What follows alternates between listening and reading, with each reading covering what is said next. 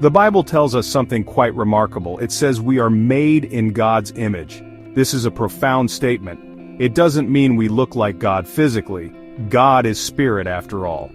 Instead, it points to something deeper within us. It suggests a unique connection, a special design. We carry a spark of the divine. This idea is central to understanding who we are. It shapes our purpose and our potential. It sets humanity apart from all other creation. We are not just animals, we are image bearers. This concept, the Imago Dei, is foundational. It means we have capacities that reflect God. Think of creativity, reason, and relationship. These are echoes of God's own nature. He is the ultimate creator, the perfect reason. He exists in perfect relationship within the Trinity. So, when we create, think logically, or love others, we are reflecting Him. This isn't about achieving perfection on our own, it's about recognizing the inherent dignity and value God has placed within every single person. This understanding changes how we see ourselves. It also changes how we should view others. Realizing we are made in God's image brings responsibility. It's a gift, but also a calling. We are called to live in a way that honors this image. This means cultivating those aspects of our being that reflect God. It's about nurturing our spiritual and moral selves. When we fail to do this, the image becomes obscured. It's like a beautiful mirror covered in dust. The reflection is still there, but it's harder to see. Our journey then is to clear away that dust. We strive to let God's image shine through us more clearly each day. This journey isn't always easy. We live in a fallen world. We are imperfect people. Yet the truth remains. We are designed to reflect our Maker. This gives us immense hope. It means that despite our flaws, we can grow. We can become more like the one who made us. This is not about self-improvement for its own sake. It is about aligning ourselves with God's original design. It is about walking in the destiny He has planned for us. It is a path towards true fulfillment and purpose. When we speak of God's image, we look beyond mere flesh and blood. Our physical bodies are wonderful, fearfully and wonderfully made. Yet the true reflection of God lies in our spirit. We possess an inner life, a consciousness. We have the capacity for self-awareness. We can ponder deep questions about existence and meaning. These are not traits found in the rest of earthly creation in the same way. This spiritual capacity is a direct pointer to our Creator. He is the ultimate spirit, the source of all consciousness. This spiritual likeness means we are designed for connection with God. We have an innate longing for something more. Some call it a God-shaped hole in our hearts. This longing can only be truly satisfied by relationship with Him. We can try to fill it with other things. We might seek possessions, achievements, or worldly approval, but these things ultimately fall short. They cannot satisfy the deepest needs of our spirit. Only God can. Our spiritual nature is a homing beacon, drawing us back to our origin, back to Him. Our ability to communicate on a deep level also reflects God. God is a communicative being. He has revealed Himself through His Word and through His Son, Jesus Christ. We too have the power of language. We can share complex ideas and emotions. We can build relationships through conversation. This capacity for meaningful connection mirrors the relational nature of God Himself. Think of the fellowship within the Trinity, Father, Son, and Holy Spirit. Our desire for community and fellowship echoes this divine pattern. We are made for relationship, both with God and with one another.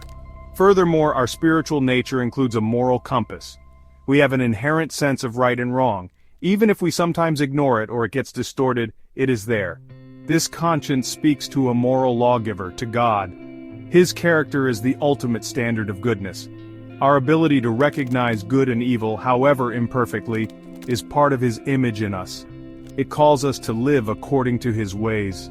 It reminds us that our actions have moral significance. They matter not just to us, but to God and to the world around us. The Bible makes it very clear. God is love. This is not just something God does, it is who He is. So, if we are made in His image, love must be central to our reflection of Him. This isn't just a romantic or sentimental feeling, it is a deep, active commitment to the well-being of others.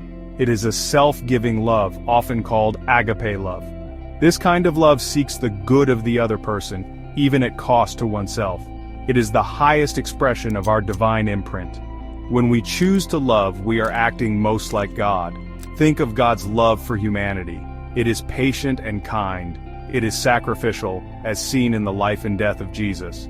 Our attempts to love in this way are powerful reflections. This can be seen in a parent's love for a child. It can be seen in the care we show for the vulnerable. It can be seen in the forgiveness we extend to those who wrong us. Each act of genuine, selfless love polishes the mirror of God's image within us. It makes His nature more visible in a world that desperately needs it. Practicing this kind of love is not always natural for us. Our human nature can be selfish. We can be easily provoked or quick to take offense. This is where the spiritual journey becomes vital. We need God's help to love as He loves. The Apostle Paul writes about the fruit of the Spirit. Love is the very first one mentioned. This shows that true, godly love is produced in us as we connect with God. It grows as we allow His Spirit to work within our hearts. It is a transformation that He brings about. This love should extend to everyone. Jesus taught us to love our neighbors as ourselves. He even told us to love our enemies. This is a radical call. It challenges our natural inclinations, but it is the standard set by God Himself. He sends rain on the just and the unjust. His love is not limited to those who are lovable or who love Him back. As we strive to widen the circle of our love, we reflect Him more fully. This kind of love has the power to change hearts. It can transform relationships and communities. It is a hallmark of walking in God's image. Kindness is one of God's most endearing attributes. The scriptures often speak of God's loving kindness. This is not a weak or sentimental trait. It is a strength that chooses gentleness and consideration. When we act with kindness, we are reflecting this beautiful aspect of God's character. A kind word, a thoughtful gesture, a helping hand. These small things can have a big impact. They are practical expressions of love. They make God's presence felt in tangible ways in the lives of others. Compassion is closely linked to kindness. It means to suffer with. It is the ability to feel for another person's hardship. It is to be moved by their pain or struggle. God is described as being full of compassion.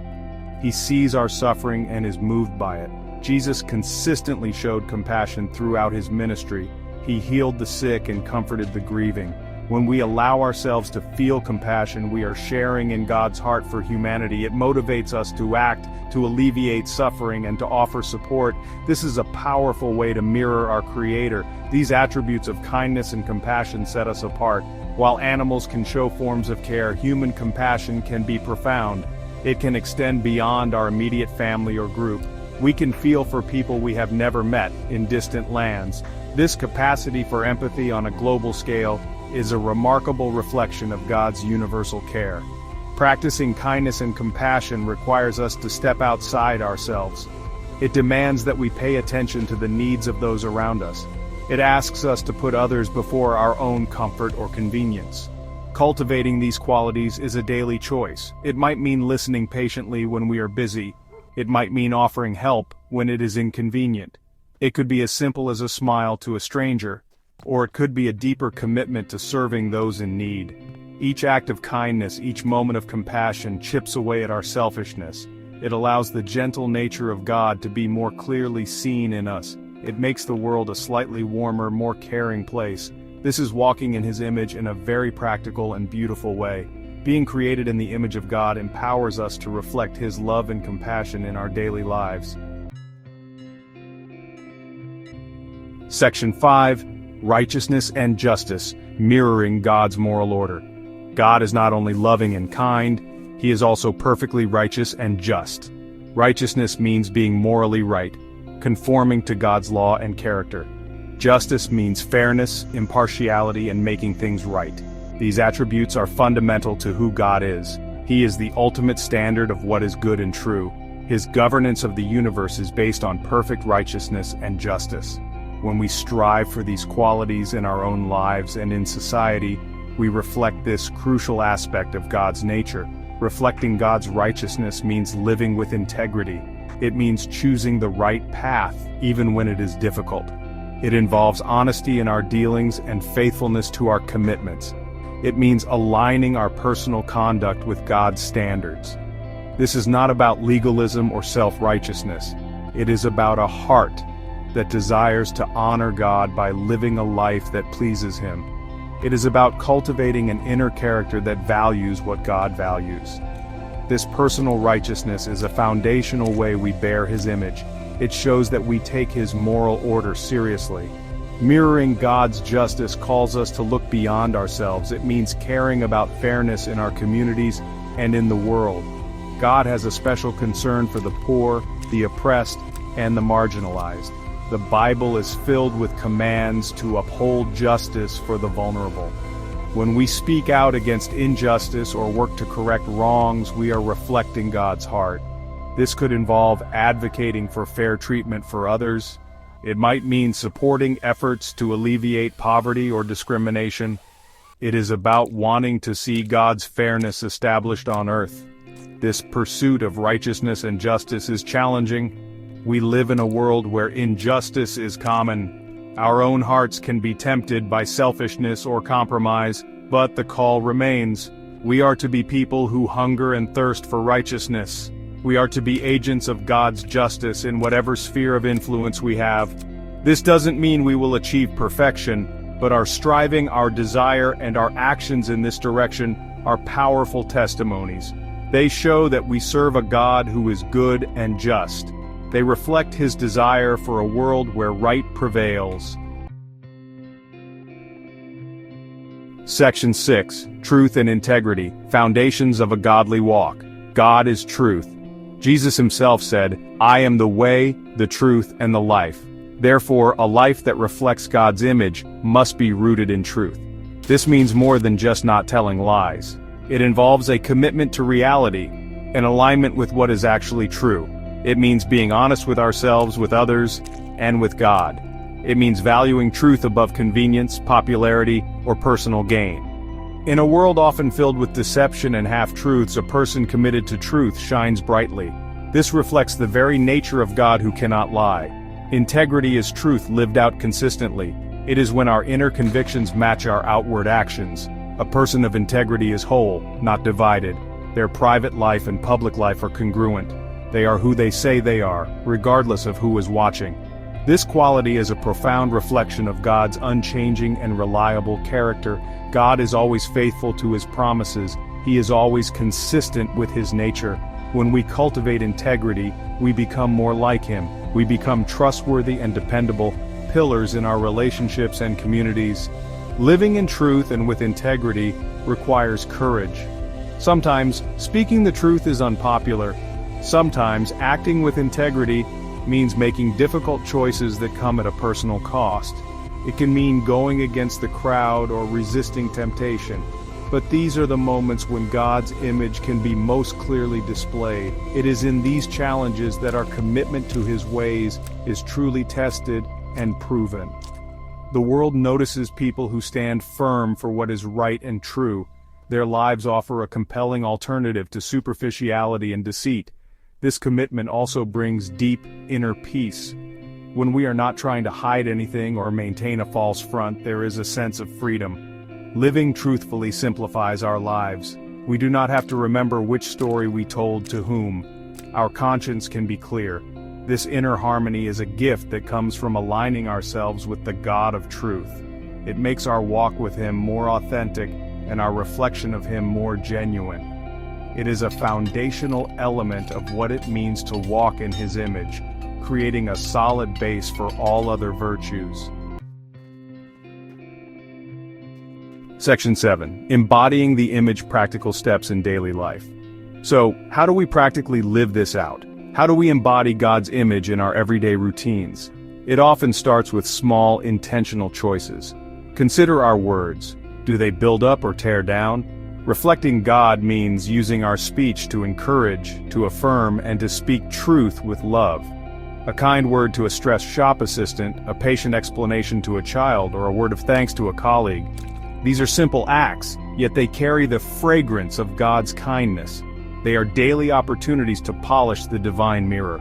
Our actions, too, are crucial. Love is not just a feeling, it is something we do. We can look for opportunities to serve others. This might be helping a neighbor with their shopping. It could be volunteering time for a good cause. It could be sharing our resources with those in need. Jesus often demonstrated love through practical service. He washed his disciples' feet. He fed the hungry. When we follow his example, even in small ways, we are walking in God's image. These actions make his love tangible and visible to a watching world. Practicing forgiveness is another vital step. We will all be wronged at times. Holding on to bitterness and resentment dims God's image in us. God is a forgiving God. He offers us forgiveness through Christ. When we choose to forgive others, we reflect that divine grace. This is not always easy. It can take time and prayer. But it is essential for our spiritual health. It also frees others and can restore broken relationships. Forgiveness is a powerful demonstration of God's redemptive character at work in our lives. Finally, we must cultivate our relationship with God.